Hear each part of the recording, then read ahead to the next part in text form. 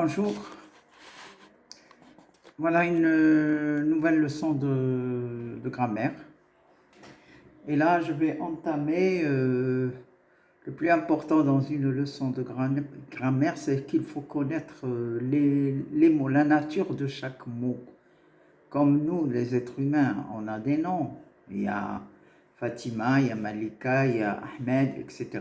Et bien même les mots de la phrase, dans une phrase, chaque mot, il a un nom. Donc, c'est ce qu'on appelle la nature. Et aussi, il a une fonction. Voilà. Donc, pour être vraiment un bon connaisseur de la grammaire, ben, la première des choses, c'est qu'il faut connaître la nature du mot dans une phrase. Voici une phrase qui contient des mots. Et on doit donner à chaque mot sa nature et sa fonction. Alors, je vais prendre la phrase. La mer est calme, les baigneurs profitent en criant de joie.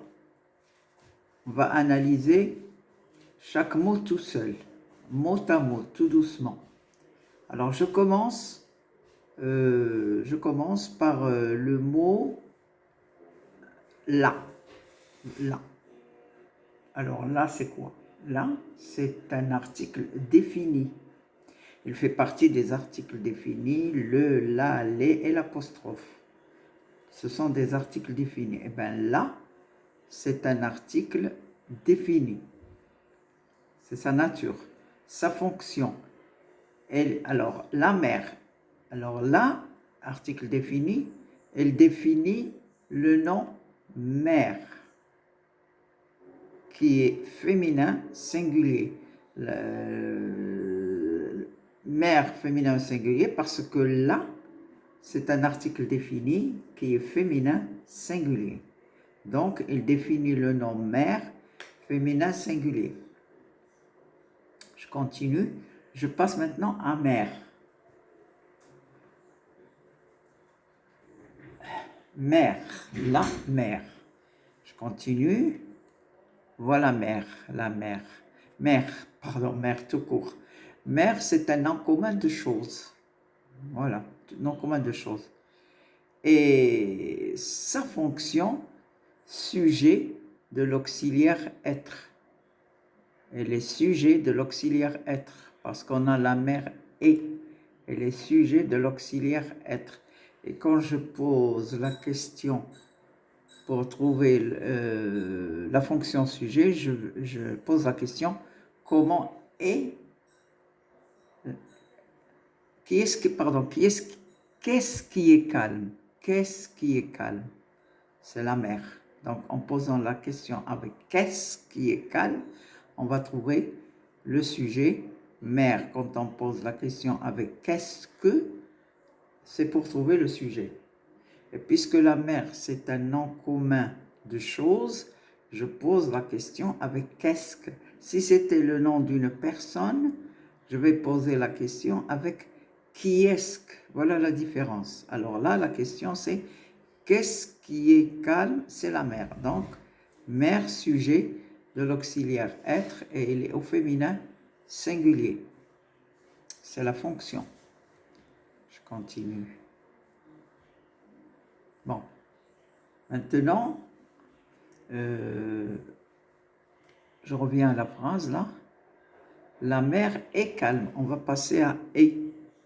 On va voir la nature de est. Et après, on va voir la nature de calme. Alors, est. Je continue. Est. C'est un auxiliaire être.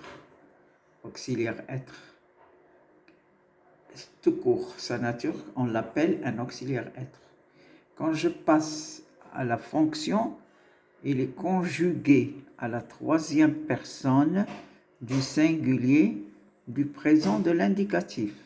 Conjugué à la troisième personne du singulier du présent de l'indicatif. Voilà la fonction. La nature, comment je l'appelle auxiliaire être. Et la fonction, c'est conjugué à la troisième personne du singulier du présent de l'indicatif. Toujours, quand je dis la nature, c'est-à-dire que je prends le mot et je lui donne un nom. Comment on l'appelle? Donc, on l'appelle un auxiliaire être. Donc, la mer est calme. Je continue. Calme. La mer est calme. Calme. Alors, calme, c'est un adjectif qualificatif. Attribut du sujet mer. Je pose la question, comment est la mer? Comment est la mer? Eh bien, la mer est calme. Alors, vous voyez que le sujet, c'est la mer, l'auxiliaire est calme. Donc, calme, elle est séparée de la mer par l'auxiliaire être. Donc, il est attribué du sujet mer. Singulier, féminin singulier, voilà. Donc, calme est un attribut. Vous savez que l'adjectif qualificatif attribut, elle est placée après l'auxiliaire être. Être, sembler, paraître, rester, demeurer, devenir. Je recommence. Être, sembler, paraître, rester, demeurer, devenir. Tous ces verbes séparent le sujet de l'adjectif attribut. Je répète, attribut. Lorsque l'adjectif est placé après ces verbes, être, sembler, paraître, rester, demeurer, devenir, il est attribut du sujet. Bon, je continue. La mer est calme. Oui, je continue ma phrase. Les baigneurs. Oui, les baigneurs. Comme vous voyez là, il y a les. Pardon. Il y a les et baigneurs. Les, c'est un article défini. Le, la, les et l'apostrophe, ce sont des articles définis. Le, la, les et l'apostrophe, ce sont des articles définis. Alors, quel est le rôle de l'article défini? Eh bien, il définit le nom, les baigneurs. Cet article-là, c'est lui qui a donné le genre et le nombre. Le genre, c'est masculin et le nombre, c'est pluriel. Donc, les articles définis, il définit le nom, les baigneurs, masculin, pluriel. On dit un baigneur, on dit le baigneur, donc c'est du masculin. Mais puisqu'il y a les, c'est masculin pluriel. Donc voilà le rôle de l'article défini les. Il est là pour définir le nom baigneur. Et c'est le les qui lui donne le genre et le nombre, masculin pluriel. Alors les, je continue, baigneur. Les baigneurs. Bon, les baigneurs tout court, c'est un nom commun de personnes. En commun de personnes. Oui. Sujet du verbe profite. Les baigneurs profitent. Si on pose la question, qui est-ce qui profite? Ce sont les baigneurs. Donc, baigneur, c'est le sujet du verbe profite. La phrase, les baigneurs profitent. Donc, sujet du verbe profite. Masculin pluriel. Masculin parce qu'on dit un baigneur et pluriel parce qu'il y a le S. Donc, sujet du verbe profite, masculin pluriel. La question, qui est-ce qui profite? Ce sont les baigneurs. Là, je pose la question avec qui est-ce et non pas avec qu'est-ce, parce que j'ai dit qu'est-ce que c'est pour la chose et qui est-ce qui, ce sont les baigneurs. Donc, sujet du verbe profite. Je continue. Bon, les baigneurs profitent. Alors voilà, profite, c'est un verbe du premier groupe. Profiter. D'accord? Il est conjugué à la troisième personne du pluriel du présent de l'indicatif. Conjugué à la troisième personne du pluriel du présent de l'indicatif. Puisqu'il y a un NT, donc il est conjugué à la troisième personne du pluriel du présent de l'indicatif. Et puis, Sa nature, c'est un verbe du premier groupe. Vous voyez comment j'ai séparé la nature d'un côté et la fonction de l'autre côté. Une fois qu'on a trouvé la nature, il faut passer à la fonction. En. Oui, en criant, en. Bon, préposition. Elle est invariable. On s'écrit avec EN, on ne peut rien mettre d'autre. Donc, il est invariable. N'oubliez pas que en EN, il a beaucoup de nature. Il peut être préposition, il peut être un pronom adverbial, il peut être un pronom personnel aussi. Ça dépend de sa place dans la phrase. Mais là, il est avec le participe présent, en criant. Donc, le en ici, c'est une préposition invariable. Et criant, en chantant, en dansant, en parlant, avec ANT, c'est un participe présent, aussi invariable. On ne peut jamais, puisque là, on ne peut rien ajouter d'autre à criant, il est toujours invariable. Et sachez que en plus participe présent, ça nous donne ce qu'on appelle le gérondif. En plus participe présent est égal au gérondif.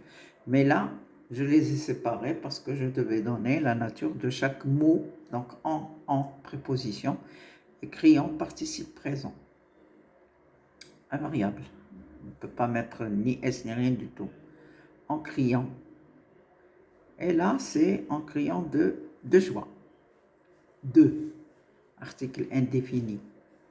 Alors, du, de là, des apostrophes. Ce sont des articles indéfinis.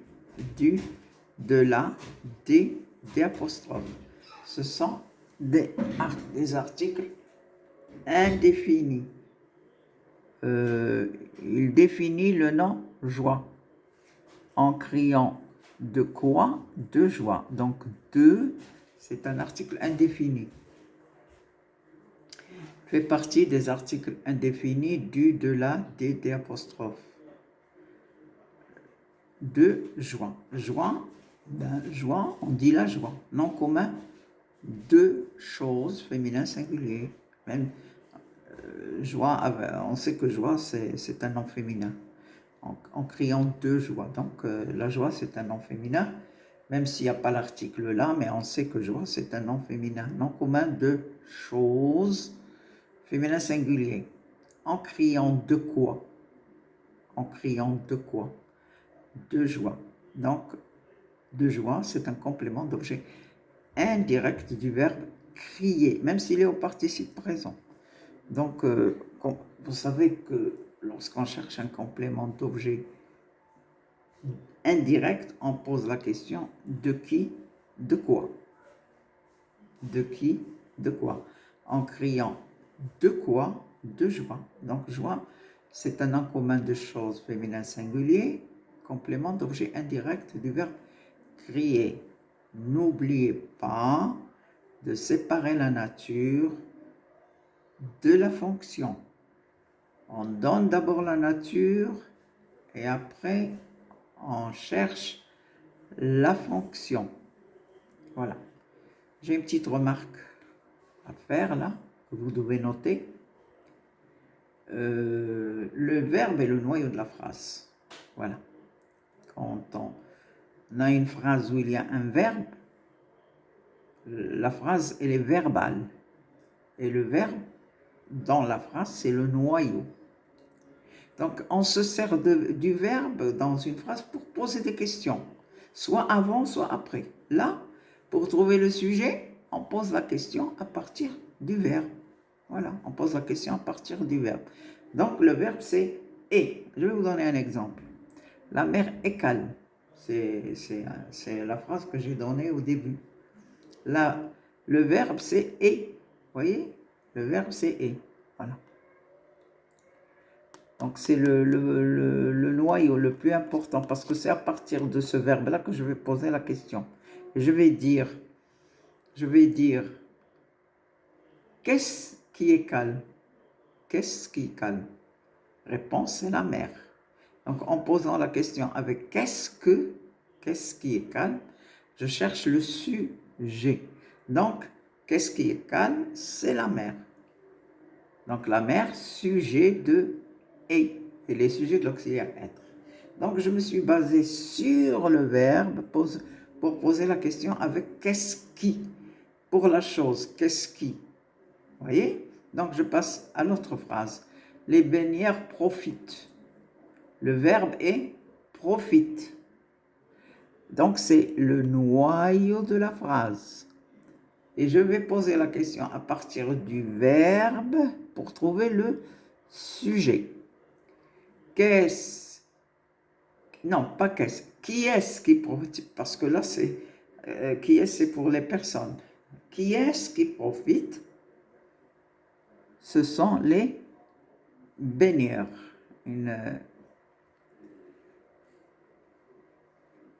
J'ai oublié là un T. Bêtement là. L'ajoute. Voilà. Qui est-ce qui profite, pardon? Ce sont les baigneurs. Donc, à partir du verbe, qui est le noyau de la phrase, j'ai posé la question avec qui est-ce qui profite pour trouver le sujet. Donc, le sujet, c'est les baigneurs qui est sujet de profite. Une petite remarque encore. Je vais là. Attention, on pose la question avec qu'est-ce que pour la chose et qui est-ce que pour la personne ou l'animal. Donc, qu'est-ce qui est calme? C'est la mer. Donc, la mer, c'est un nom commun de choses. Donc, je pose la question avec qu'est-ce que? Et après, qui est-ce que? Qui est-ce qui profite? Qui est-ce qui profite? Ce sont les baigneurs. Donc, le nom de personne, nom commun de personne. Il faut faire cette différence quand on pose la question. Voilà. Je fais cette leçon, on donne des leçons bien sûr de grammaire, de conjugaison, mais moi j'ai pensé à ce que l'apprenant, celui qui est là pour approfondir ses connaissances, il doit savoir, il doit connaître la nature de chaque mot dans une phrase et connaître aussi sa fonction.